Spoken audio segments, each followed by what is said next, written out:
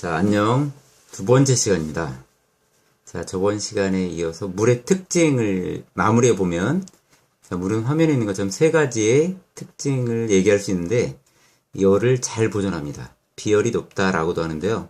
쉽게 식거나 쉽게 데워지지 않습니다. 안정적인 온도 상태를 유지할 수 있게 만드는 것이 물이고, 자, 바다나 큰 호수가 겨울에 얼지 않는 까닭은, 통째로 얼지 않는 까닭은, 자, 얼면 뜨기 때문에, 얼면 물보다 얼음은 온도가 낮은데, 온도가 더 낮은 얼음이 물에 뜹니다. 즉, 밀도가 더 낮아져요. 물은 4도에서 가장 높은 밀도를 유지하는 마법 같은 물질입니다. 자, 4도는 냉장고의 온도, 냉장실의 온도라고 볼 수 있다고 합니다. 자, 세 번째, 잘 녹인다. 웬만한 물질은 잘 녹이는 아주 좋은 용매입니다. 자, 이런 마법의 물질 물이 지구에 있기 때문에 지구의 생명체가 살 수 있습니다. 자, 그럼 본격적으로 지구에는 어떻게 생명체가 있는가를 어떤 액체 상태로 물이 존재할 수 있는 곳 때문이다. 지구는 액체 상태로 물이 존재할 수 있는 곳 때문이다. 라고 했는데, 이런 물이 액체 상태로 존재할 수 있는 거리의 범위, 지구만이 아니라 지구 약간 밖까지도 가능할 것 같아요. 이런 것을 바로 생명 가능지대라고 합니다. 자, 그러면 왜 지구는 생명 가능지대가 되었을까요? 즉, 생명체가 존재하기 위한 조건은 방금 전에 얘기했던 이 마땅한 태양으로부터의 거리, 태양으로부터 적당한 거리에 있고, 두 번째는 기본적으로 대기가 있어야 될 뿐만 아니라 대기가 얼마간 두꺼워야 됩니다. 자, 그리고 또 하나는 중심별, 지구의 경우는 태양에 해당하겠죠. 중심별의 밝기, 얼마나 밝은가도 중요합니다. 이 세 가지, 즉 태양으로부터의 거리, 대기의 존재 및 두께, 중심별의 밝기, 이 세 가지가 핵심적으로 지구의 생명체가 존재하는 까닭이라고 할 수 있습니다. 자, 그렇다면 생명 가능지대란 좀 더 구체적으로 무엇일까요? 자, 이제 책에 있는 그림인데요. 생명 가능지대란, 자, 일종의 그래프 안에 어떤 위치에 있느냐를 얘기하는데, 그래프는 X축과 Y축으로 나타나잖아요. 그럼 여기에서 X축은 공전 궤도 반지름, 공전 궤도 반지름에 해당하고, 공전 궤도 반지름이란 태양으로부터의 거리라고 보면 더 쉽습니다. 자, 수성이나 금성보다는 태양으로부터 좀 거리가 멀고, 지구의 경우에, 그 다음에 별의 Y축은 별의 질량입니다. 별이 얼마나 큰가. 자, 그런데 지구의 경우는 이 파란색에 해당하는 생명 가능지대에 놓여 있습니다. 자, 즉 태양계에 있는 행성 중에 유일하게 생명 가능지대에 놓인 행성이다 라고 할 수 있는데, 그래프의 경향을 보니까 X축이 커지면 Y축도 커지는 이런 비례적인 그래프, 비례적인 그 선 안에 생명 가능지대가 놓여 있습니다. 즉, 생명 가능지대는 지구가 있는 곳만은 아니에요. 여러 곳이 있는데 행성 중에는 지구만 여기에 해당이 되어집니다. 자, 그럼 그래프를 어떻게 해석하면 될까요?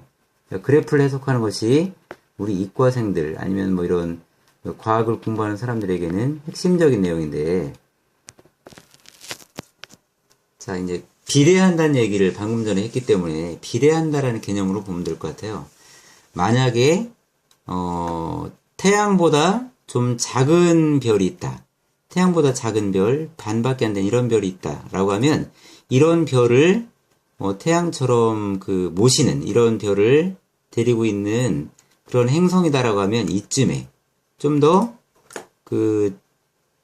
태양보다 작은 별에 딸려있는 행성이라고 하면 태양과 좀 거리가 가까워도 생명체가 있을 수 있고, 반대로 태양처럼 굉장히 크다, 아니 태양보다 훨씬 크다 라고 하면 그 별에 따른 행성이라고 하면 태양과 지구 사이의 거리보다 좀 더 먼 거리에 있어야지만 생명 가능지대가 될 수 있다.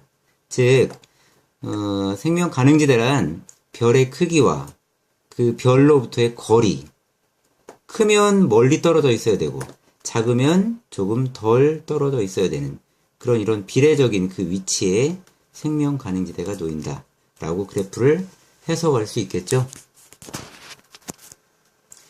자, 그래프를 보면 그 생명 가능지대는 태양계에서 지구가 유일한데, 그렇다면 지구에는 어떤 구체적인 조건 때문에 생명이 탄생을 했고 많은 생명체가 살고 있는지 지구의 구체적인 조건을 한번 알아보도록 하겠습니다.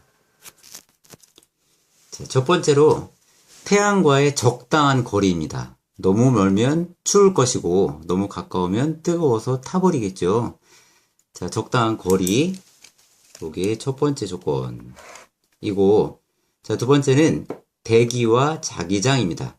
이 대기와 자기장이라는 것은 지구를 외부에서, 태양을 포함한 외부에서 오는 상당히 많은 유해한, 위험한 그런 어떤 성분들을 걸러주거나 막아주는 역할을 대기가 하고, 자기장도 그런 역할을 많이 해줍니다. 자, 세 번째, 공전 궤도 이심률이 작다라고 되어 있는데요. 공전 궤도 이심률이 작게 되면 온도 변화가 별로 없습니다. 자, 공전 궤도 이심률이라는 것은 태양이 이렇게 있을 때 여기에 지구가 있다라고 하면 지구가 뺑뺑 도는 이건 공전이고 이 길을 공전 궤도라고 하는데, 이심률이라는 것은 어떤 건 지금은 거의 원에 가까운 타원인데요. 어떤 행성들은 이렇게 아주 심하게 돌기도 합니다. 이런 건 이심률이 굉장히 크다. 그럼 가까울 때는 굉장히 뜨겁고 멀 때는 아주 차갑겠죠. 실제 이 정도로 심각한 건 없는 편이지만 혜성 같은 경우에 이렇게 되기도 합니다. 즉 거의 원에 가까운 타원으로 나타나는 이심률을 갖고 있기 때문에 온도 변화가 작다. 자, 그리고 지구 자전축이 경사져 있다 라고 하는 것도 중요한 요소입니다. 지구는 자전축이 23.5도 기울어져 있는데 이것이 계절을 유발하고, 이 계절을 유발하다 보니까 다양한 생명체가 지구에 살 수 있게 되었고, 그게 어떤 생명체 존재의 중요한 요소가 되었습니다. 자전축의 경사. 자, 다섯 번째, 달에 의한 조석현상. 조석현상이라는 것은 밀물썰물인데, 그 밀물썰물이 생김으로 해서 갯벌이 생기고 다양한 생명체를 또 키울 수 있다고 합니다. 자, 여섯 번째, 태양의 긴 수명. 수명이 너무 짧으면 생명체가 온전하게 진화에 이르지 못해서 어떤 생명체가 살 수 없기가 쉬운데, 태양은 충분한 긴 수명을 유지해서 탄생했을 뿐만 아니라 충분한 진화의 시간 동안 충분히 에너지를 공급받을 수 있었다라고 봅니다. 자, 그래서 거리, 대기의 존재, 적당한 동전 궤도 이심률, 자전축의 경사, 조석현상, 태양의 긴 수명 등등이 지구에 생명체가 나타나게 된, 또는 생명 가능지대가 된 중요한 요소가 되었습니다. 자, 수업 시간에 더 멋지게 마무리하도록 합시다. 자, 안녕히 계십시오.